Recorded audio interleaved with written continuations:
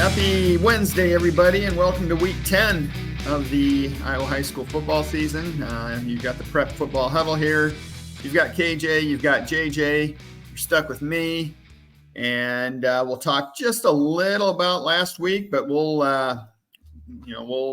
take a good hard look at the final field of 112 teams.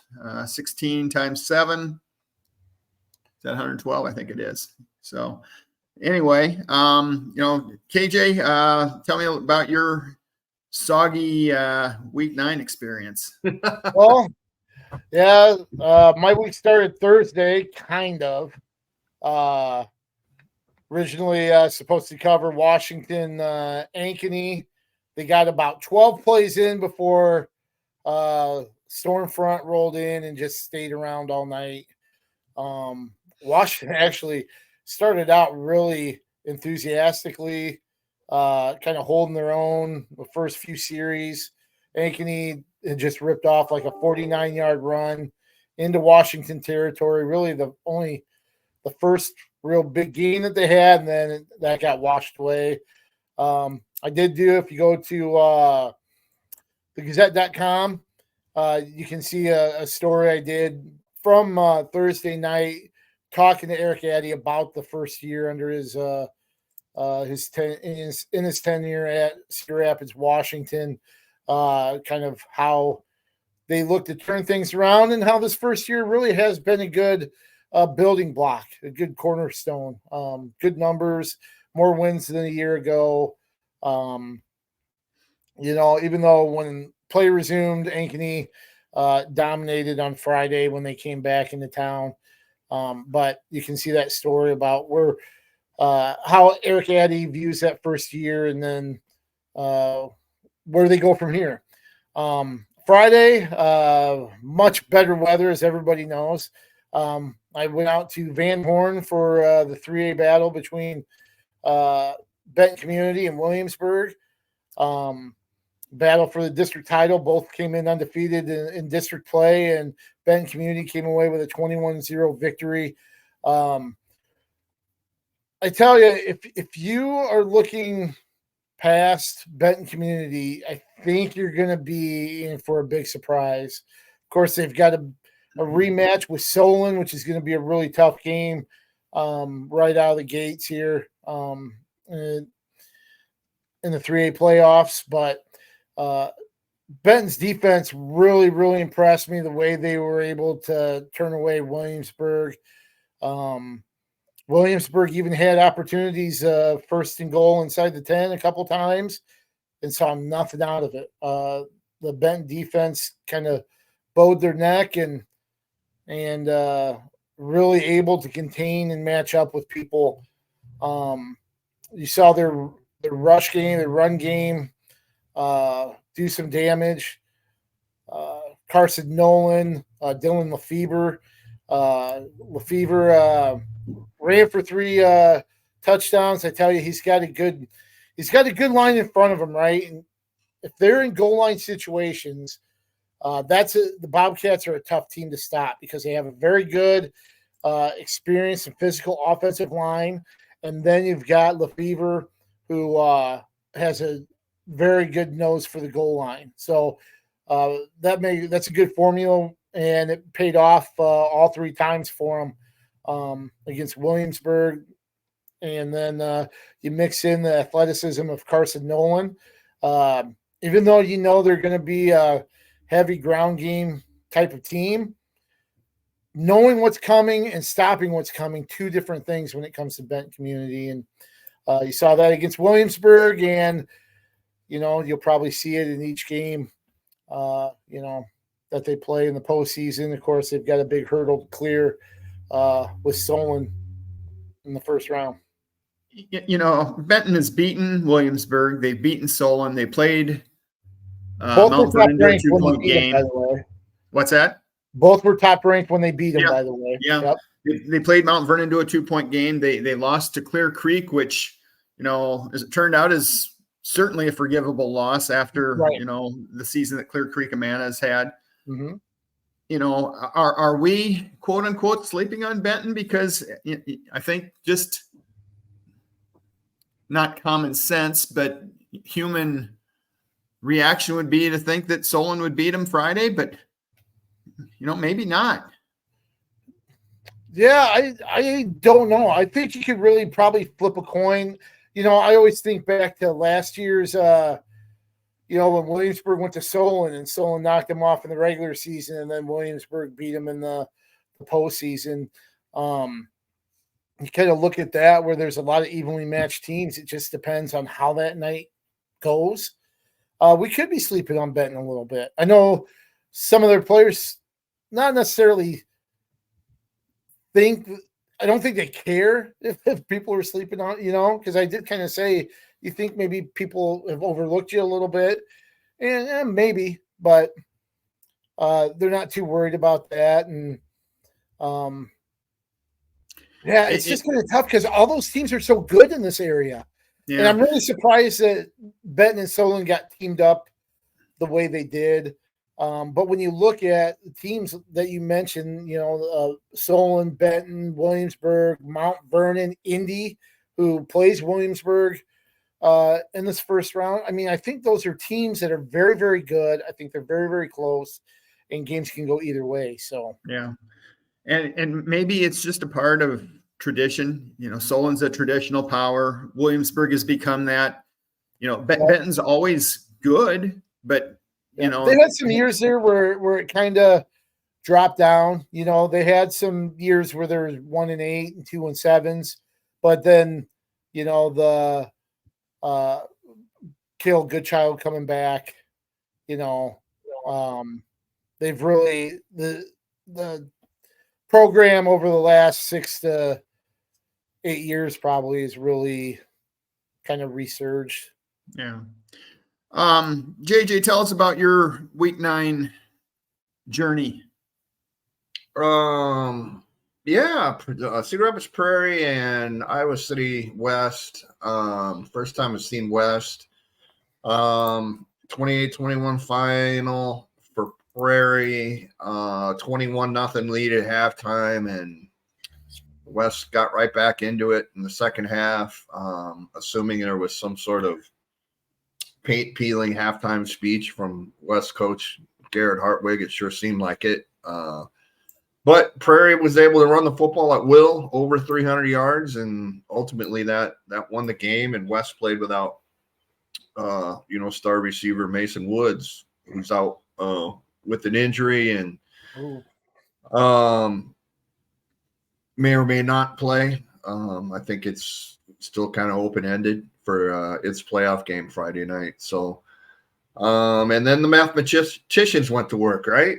Trying to figure out just who the heck was going to be a playoff qualifier. If you said that West had some uncertain moments shortly after their game. Yeah, after the game, I mean, it was like, wow, they were asking other people, "What do you think? Are we in?" And then Prairie was like, "Well, I think it was Des Moines East and Des Moines Roosevelt game, maybe." They were asking around for that score, and I'm like, well, why? And well, opponents type of deal. Yeah. And but when it all came down to it, West got in at 5-4. Wasn't really too close. What were they? 14th, I think, Jeff. That's all right. So. 13 or 14. And unfortunately, Prairie was number 17 and didn't get in. So at one point, I think they were wondering if these teams might end up 16-17, West 16 and Prairie 17, which would have meant that Prairie would have leapfrogged West to get in because of the head-to-head, and that's a rule when it comes to this. So, I mean, it was a good football game, a good ending to the season for Prairie, which I think is the best is certainly yet to come for that team. And a lot of good young players that played. Underclassmen. So disappointing certainly that for them that they didn't get in, and they'll tell you that, but very, very tough schedule, and had one other game kind of falling their way. And you can look to the Bettendorf overtime game the week before, right? When they went for 2 and didn't get it. That was ultimately made the difference, I guess, in getting in and not getting out, or not getting in. And For West, how about Iowa City, boys?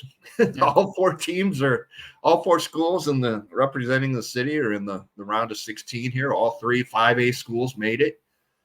Public schools for the first, I think it's the first time in the 16 qualifier era that a school district has had three qualifiers. And we talked about this with the 32. Cedar Rapids did it. I think Sioux City and Des Moines, but this is the first time in the 16 qualifier era that one school district has three schools in. So. Yeah. And I think we can all agree that all three of the Iowa City schools are very, very entertaining to watch. Yeah, for sure. They all have really good quarterbacks, really high octane offenses. Just kind of looking here, Liberty outscores a typical Liberty game is 44-28. Typical Iowa City West game is 41-30. Typical City High is 39-31. And of course, those that included some crazy games among the three of them. So, buckle up. They're all going to score, and they're all going to give up some points as well. Yeah, and all you have to do, Jeff, right, is look at the games between them. Right, they were all close, if I remember correctly, and they were all high scoring. So, and they could have gone either way, literally. So, I think they're all very, Liberty ended up with the best record, obviously 3 and the number one seed. Yep. 100%. So how about that? I think this is their first 5A appearance. Is that correct? I think their other ones were in 4A, the old 4A. I'm trying to think. Yeah. So and don't look coaching, right? And that's a cheap plug. Working on a story on exactly what we're talking about here. It's going to be in Friday's paper and online. And just talking to everybody involved here, it's like they mentioned, well, I think there's good coaching in the city, good coaching staffs, big coaching staffs, and it's paid off. Look at Scott Chandler. Certainly got to be one of the candidates for our Coach of the Year, right? Because that Coach of the Year when we get down to voting for that. And Mitch Moore's done a really, really good job at City High, and we all know how quality of a coach Garrett Hartwig is at West. And don't forget about Regina, too, first-year head coach, right? Dustin Ellsbury. And they won their first playoff game last Friday night, and still playing. So, kudos to Iowa City. That's good. Yeah. That's good stuff. One more thing to add about those two. You mentioned the first-year head coaches with Chandler and Ellsbury. Those two programs also new quarterbacks. They had big shoes to fill, replacing was it Graham Beckman for Liberty last year. Reese Reddick has stepped in and done a great job. Kyle Tracy stepping in for Gentry Dumont, who graduated for Regina. And, all he's done is rank among the 1A leaders right there on the top 10 in passing as well. So not only do Liberty and Regina have first-year head coaches, but new quarterbacks running the show, and they haven't missed a beat. And it's you look at Jack Wallace, is that the West all-time passing record, 4-year starter. Bobby Bacon did the same thing at City High, and he, you talk about guys having to step in. He had to step in last year when Drew Larson got hurt, right? And and quarterback that team. So, just a good group of athletes. This year, Garrett Hartwig mentioned, hey, things are cyclical, right? And right. I guess this year was a good cycle for all four of the schools there. Sure. Before we move on to next week or this week, last week I was at Lisbon for a Class A first round game that turned out not to be not much of a game. Lisbon had 3 first half defensive touchdowns on. You don't see that very often, do you? No, 5 first half takeaways, and just ran away from Starmont 49-0. a couple linemen had their first touchdowns of their careers, varsity careers. And I think one of these, I decided to talk to both of them. And I think one of the assistant coaches said, boy, you just made a couple of meatheads really happy. So, but yeah, the three defensive touchdowns, 2 by linemen, 1 by Tiernan Boots, who knows the end zone pretty well, and they rolled for yet another shutout. I think, what is that there? Oh boy, they're not giving up many points at all. 1, 2. That's their 5th shutout of the year. They're giving up 3.8 points per game. So they're good. They're fast, and they're going to be a tough out. So just kind of looking ahead to this week, we'll just kind of go through the games with area implications. We'll go through 5A. First of all, what time do you think that second game at Ankeny is going to start? So City High plays Centennial at 5:30, and then Linn-Mar and Ankeny are supposed to follow that. Over under, will it start by 9 o'clock? No. It's going to be a long night of football with a lot of points. Yeah. My opinion. I am saying that second game is going to start about 9:05. And then Linn-Mar and Ankeny will finish up at about 11:50. Which would mean Linn-Mar get home about 2. Yeah. For those who don't know, by the way, there is one stadium in Ankeny, and that's, I think, on campus at Ankeny, I believe. Yeah. I know it's called Ankeny City Stadium. That's all I know. Yeah. Them and Centennial share a facility, basically. So for those who didn't know. All right, so 5A. Gotta find it again. Okay, Pod A, Waukee at Liberty, which is the 16 versus 1 game. Boy, that's a challenging opener for a 16 seed for Liberty. So Waukee plays Liberty, Linn-Mar plays Ankeny. Pod B at Cedar Falls Dowling, City High Centennial. Pod C, it's Iowa City West and Bettendorf, Southeast Polk and PV. Pod D at Sioux City East and Valley. Waterloo West at Johnston. Anybody have any opinions on any of that? I don't want 4 suburban Des Moines schools to win their pots. How's that? And we've talked about it a lot this year, guys. And I thought we saw inroads made from the Eastern Iowa schools playing head to head against the Central Iowa and suburban behemoths. But I mean, you look at these pods, and realistically, we could have all 4. Yeah.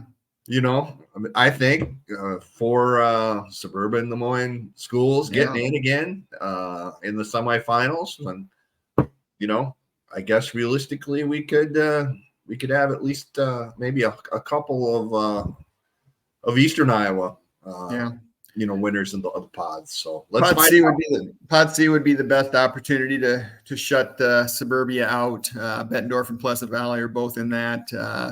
Iowa City West as well. They'll be ganging up on Southeast Polk, trying to eliminate the 3-time defending champion Rams. Yep. Is that right? Yep.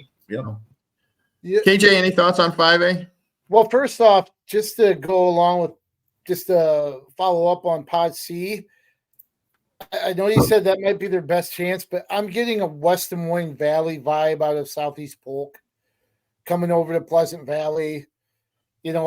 Southeast Polk's at 5-4. What was Valley last year? 4-5. 4-5. Yeah. And got hot. Southeast Polk. I don't know. If somebody were to say, "Hey, did you see that score?" and Polk ends up beating PV, I wouldn't necessarily be surprised. I think that's a tough out for PV.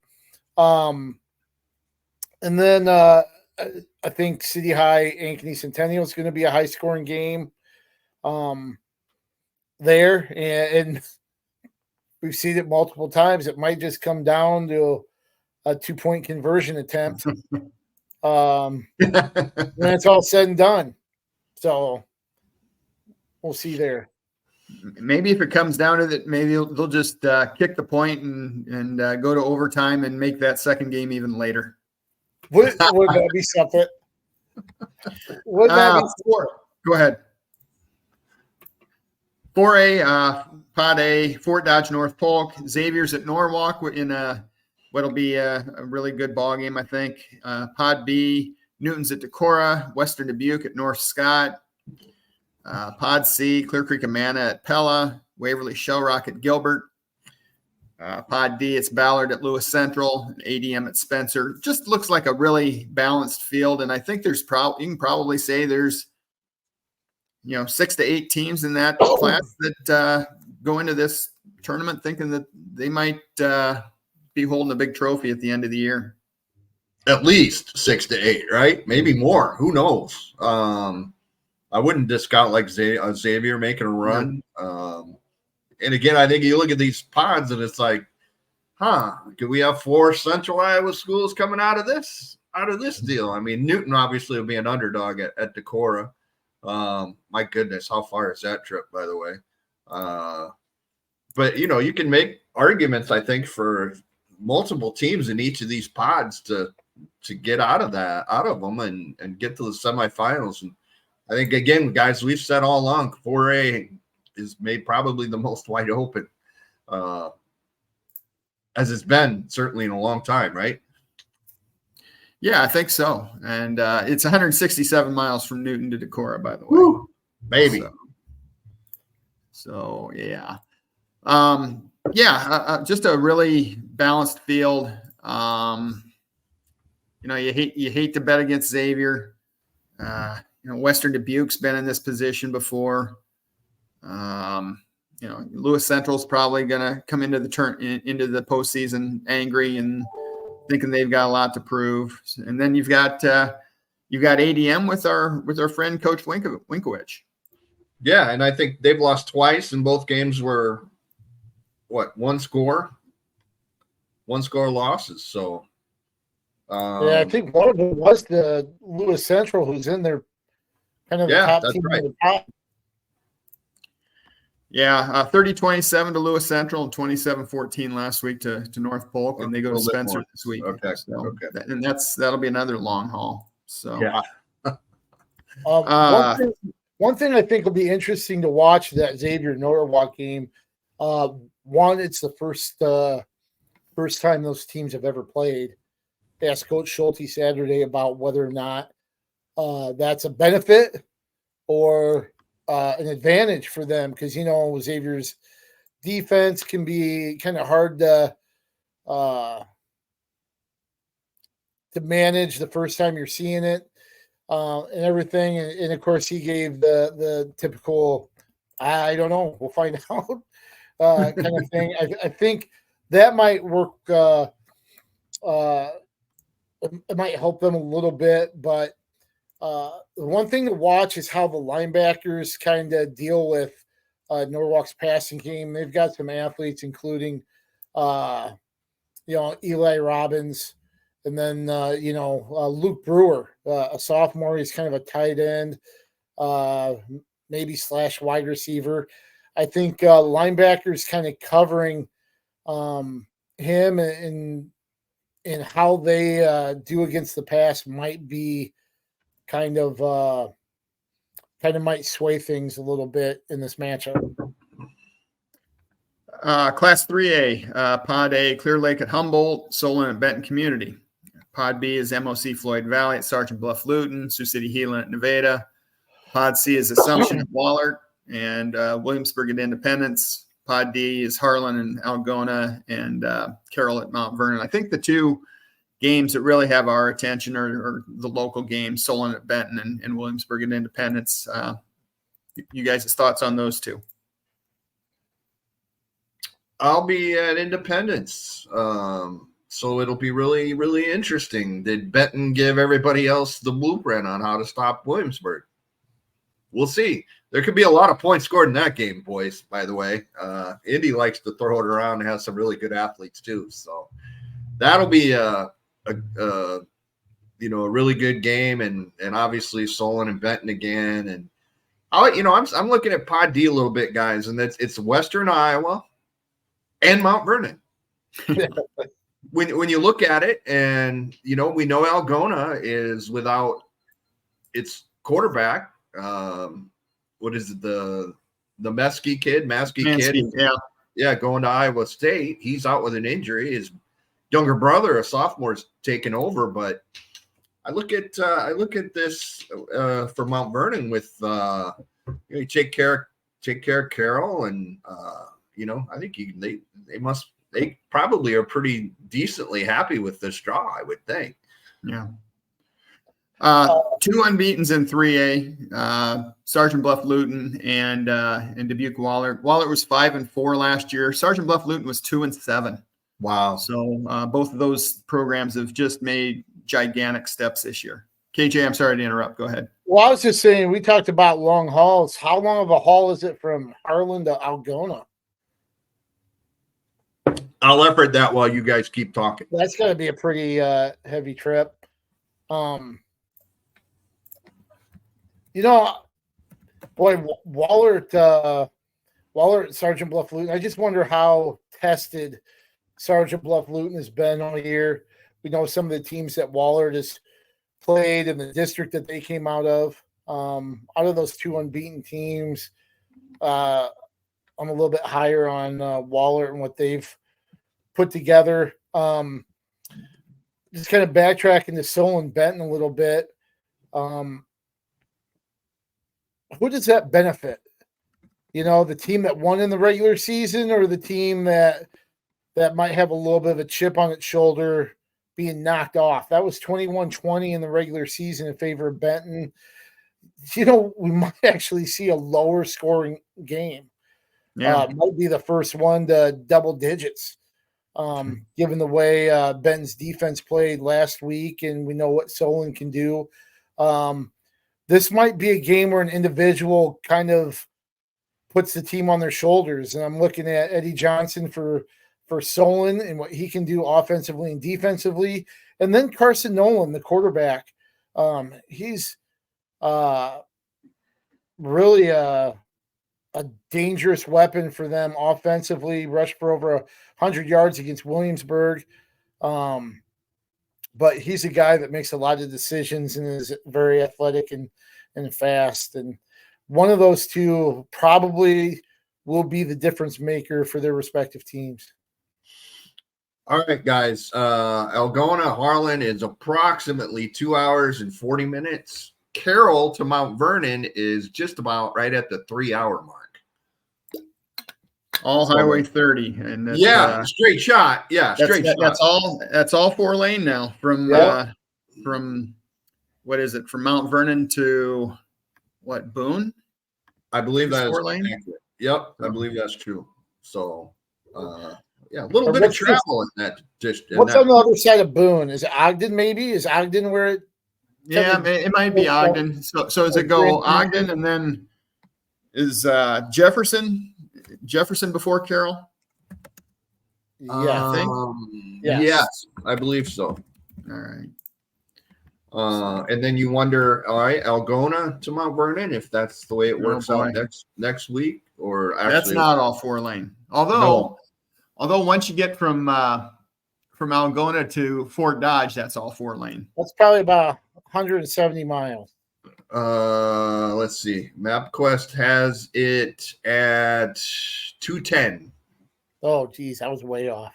3 hours and 15 minutes ish. Oosh.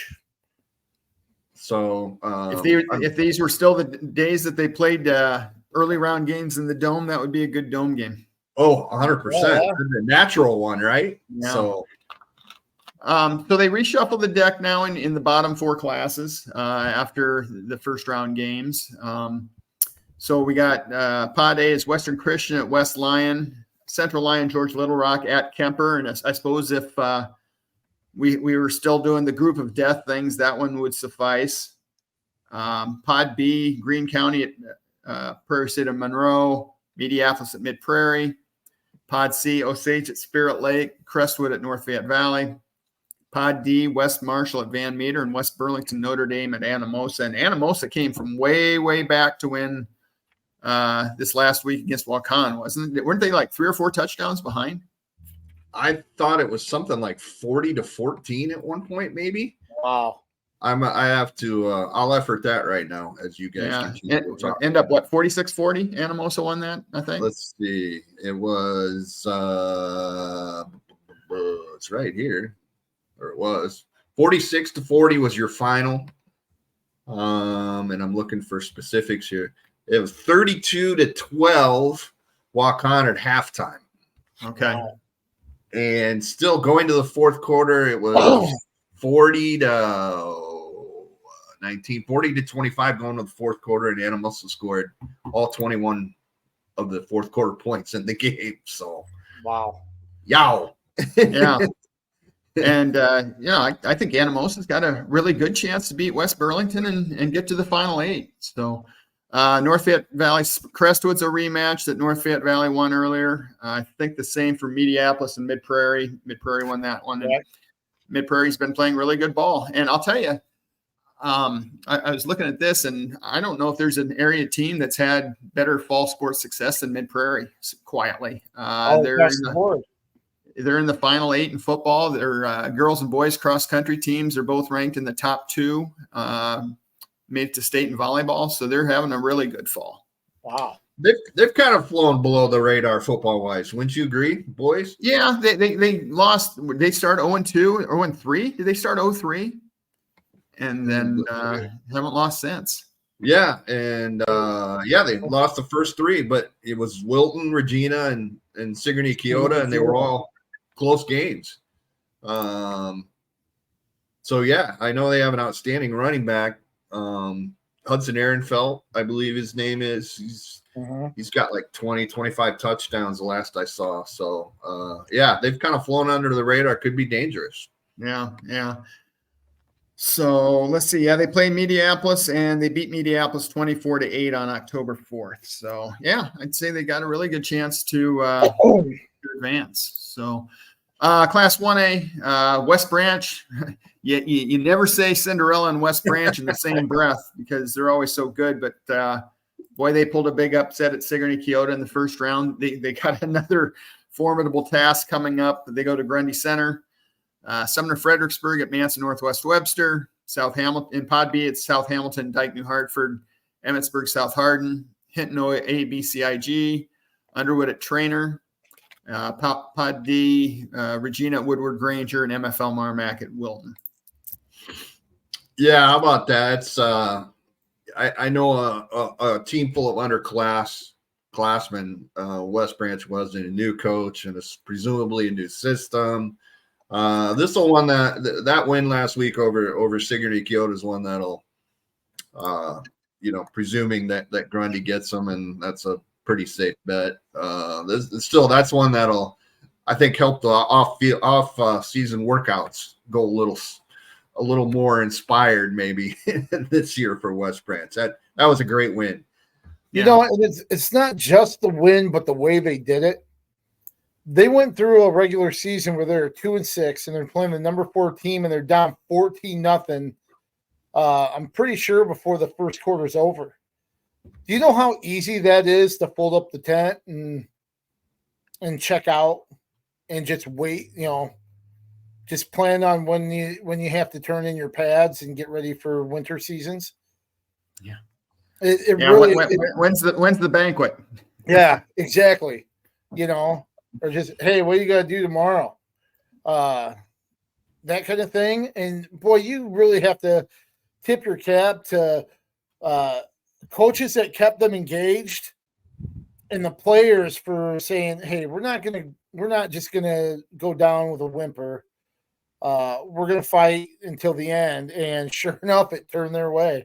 I mean, that's very commendable, I think, from everybody in that program, the way they were able to come out and get a win and advance to the round of 16. You look at the stats in that game, boys. I mean, it's just weird. West Branch rushed for 19 yards. That's it. Sigourney had over 300. Sigourney had over 400 yards total.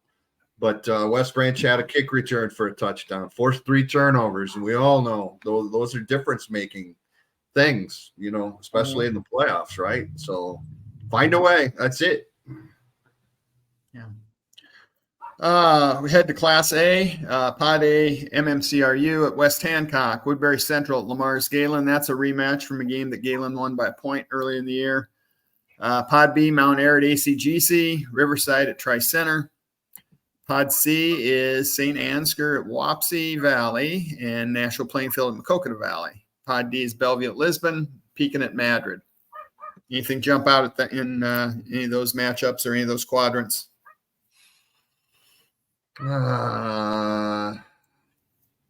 Boy, St. Ansgar, Macokota Valley, potentially. That's one that could intrigue me a little bit. Yeah. Look at Lisbon. They beat Bellevue once, or no, actually, no, they didn't. But they beat Pekin. Pekin. That's right. That's who I meant. I apologize. Should be a favorite, I would think, over Bellevue on Friday night. So should be a big favorite. Yeah. Yeah, I can certainly see the Lions getting to the Dome here in a couple of weeks. So keep in mind, of course, you got to play them one at a time. Yeah. I really like where Macokota Valley's sitting too. I know nothing against Nashua Plainfield. I like them getting to the quarterfinals, and it's probably going to be one of those slobber knocker type of games with whoever comes out of Wapsie Valley and St. Ansgar. But you were talking about certain elements that lead to success, JJ. You look at what Macokota Valley has. You have a really strong run game, and you have a physical shutdown type of defense that, would they go 20-some quarters without giving up a point at one stretch this season? I think Macokota Valley's built for the postseason, and that's a team that, with those elements, with those traits, could make a deep run and certainly be playing in Cedar Falls. Yeah, I think they can throw it around a little bit too, right, Lindy? I mean, you saw him play. I've not seen him play this year. I saw him last year. I saw the Wall kid throw it a little bit last year, and last year too much McShane. But yeah, I think they're a little bit more pass oriented than they were, and you talked about how physical they are, and they're just beating the heck out of people right now. So let's head to Class A, or I'm sorry, 8-player real quick. Pod A, Arweva at Lenox, Bedford at Montezuma. Pod B is Riceville at Garrigan, Janesville at Edco. Pod C, Waco at Don Bosco, Iowa Valley at Gladbrook Rhinebeck. And Pod D is Cumberland Anita Messina at Remsen St. Mary's and Woodbine at Audubon. So we've still got Edco, we've still got Montezuma, we've still got Iowa Valley for area teams. And Bedford came over. They beat Belle Plaine last week, right? Yeah. So they returned back over to South Iowa Cedar League territory for a shorter yet immensely long trip to Montezuma this week. So yeah. Anything really grab any of these games? I think Iowa Valley, Gladbrook Rhinebeck has the potential to be a good ball game. Yep. I think Don Bosco is probably the favorite to get out of that pod. I think Woodbine Audubon will be a good game. Yeah, for sure. I really like that pod D with all 4 teams. Cam and Nita has the worst record at 7-2. I think they're a team that was in the top 10, kind of bounced out a little bit after a couple losses.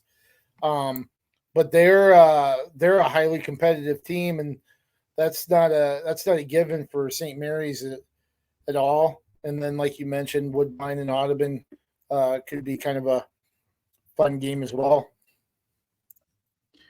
KJ and I talked about this a little bit pre-show, and just kind of wanted both your opinions. I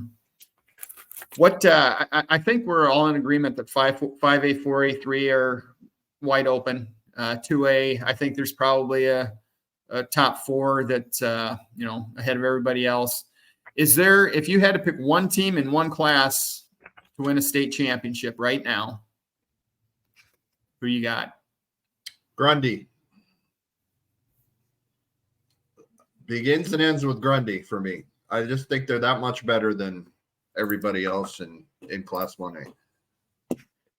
Are we looking at a Grundy-Dyke rematch? Because I think it might actually be those two teams that are ahead of everybody else. Grundy beat Dyke 21-7 in week 1. Nobody else has been close. Is there a big gap between those two, or is it just a big gap between Grundy and everyone? Boy. I just think Grundy is really got it going, and Coach Zajag's done an unbelievable job up there. I just think they're that much better. I don't know. Dyke Grundy rematch in the semis would be could be interesting, obviously, because Dyke played them pretty tough in the opener. But I don't know. That's just my opinion, I guess. I just think Grundy Center's well better than everybody else in that class. My opinion. I don't know anything though. So I think Grundy's won 35 in a row. Well, there you go. Their last loss was I think the state championship Class A game to West Hancock in 21, and they had a big long streak before that too. So they, this senior class has not lost much at all. No. So. KJ, you agree with that? You think you taking Grundy and over everybody else in any class? Yeah, that was my first. That was my first choice as well. I just think the competition is maybe a little bit closer. You look at West Lyon, PCM are undefeated in 2A, but you don't feel as confident in kind of putting your finger on one of those two because of each other. And then you have Spirit Lake, you've got Van Meter, that certainly could come out on top. 5A all year has been, like a boggle game of results, right? You're just shaking the dice and letting it roll. 4A, I don't know if you have a real clear-cut team. We've already seen 3A fall out the way it has with Benton knocking off 2 number 1 teams throughout the season. Some injuries for some other teams. I think Grundy right now is kind of the team in its class that you kind of look to first. So that would be the safest bet, I think. One quick go ahead, Jeff. I think in Class A, I think West Hancock and St. Ansgar, they played a really close game earlier. I think those two are probably the cream of the crop there. But, who's to say it won't be a Lisbon or a Mac Valley or somebody like that right. That kind of surprises everyone. And an 8-player, I think that's wide open. Absolutely. We've had Remsen St. Mary's as our number 1. Just there's a lot of unbeatens. It could be somebody like a Lennox or maybe Garrigan. Garrigan again. Garrigan came out of the weeds last year and won it. Nobody expected that. Maybe Edco is better than everybody thinks. They are undefeated. So I was just going to say that because Edco's kind of intriguing because they have experience. They have that one guy, especially an 8-player, that can take things over, right? We've mentioned how they have a really good unit up front as well, and that could make a world of difference. So obviously that pod with Janesville, Riceville, I'll go to Garrigan. That's going to be tough to get through, but that's a team that would not shock me if they made a run as well. Yeah.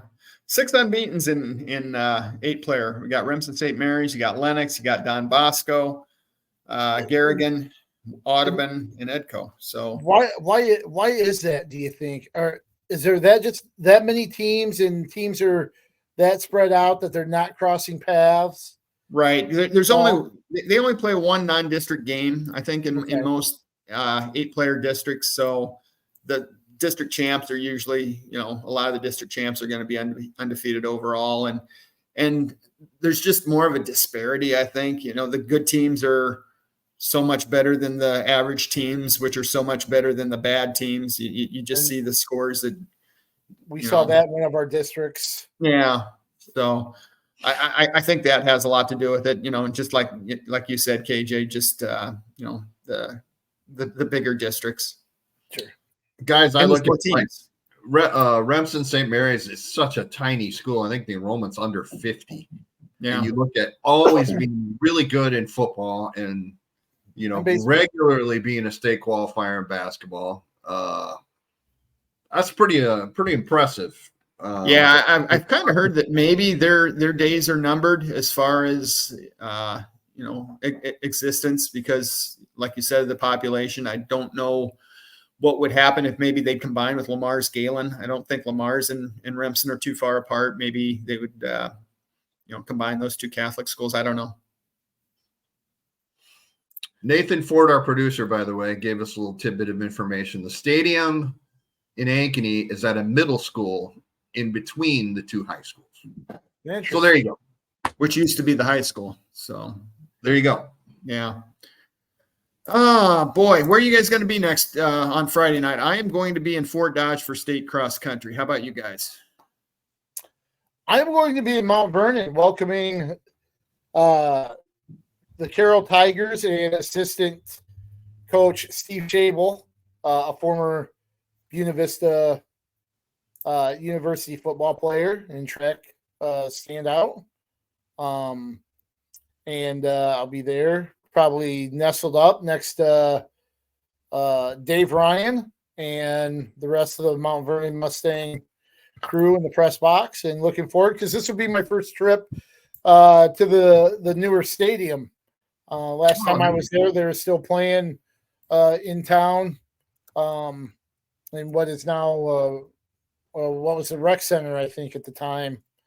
So I'm excited to go there and cover a game at the newer facility. It's not new this season. So I'll be in Independence for Williamsburg and Indy, and I don't think I've ever been to their football stadium. And I know how old is that? It's 10, 15 years? I don't think it's that Not old. quite that old? It's over on the west end of town. The school is new-ish. Yeah.